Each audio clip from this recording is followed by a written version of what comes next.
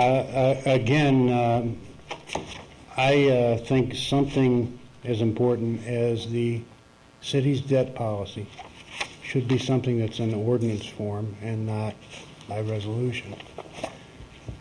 There were references made by members of the City Council here tonight that what we've got to do is make sure the public understands. And that's the purpose of a public hearing, and that is a requirement if this was in ordinance form. The first item was for a one-year contract. That's a resolution.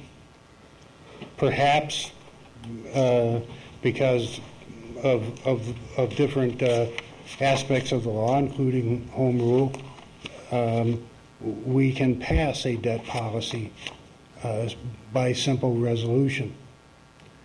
But if you pass it by resolution, you haven't given the public time for discourse. You haven't given the public time to present ideas. And this is a precedent-setting policy that you have in front of you. And it should go through the procedure of the public hearing. It's not a 12-month agreement. This is setting policy in place for the long term, as some of this debt can be. Because this is going to help then, I would assume, tie the knots necessary to finance a police station if we have to build it. This is critical to the future of this city. It should not be passed by resolution. Perhaps there are ways to do it legally. I think we need to discuss it ethically. Thank you. No public discourse, Mr.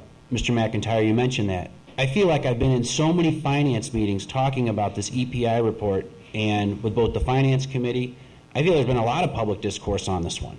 So I'd have to argue with you on that. If you want to have more of the community get involved, we've had so many of these meetings where people can come in. I like the fact that they mention in here that on January 12th they took a couple more recommendations from Mike Peddle, who's on that Finance Committee, and we made some more changes here at the last minute within 1 month. So I guess I would probably fall this way. That is the fact that you have it now, it's in place, and that we can start to mold this and modify this. I would also, though, push back and echo something that Mr. McIntyre had said, and that's when you gleaned the information from the other communities to formalize this debt policy, do any of those other communities have it in an ordinance form right now? The policy. I'll have to check. I don't know if it was passed by ordinance. So I would ask that of you, that I would probably recommend, at least my thought would be, come back here in resolution form this evening, but if you find out that the other communities have all formally put this in from an ordinance standpoint, then maybe it's a path that we might want to go down. But I like the fact that we have something at least to start with.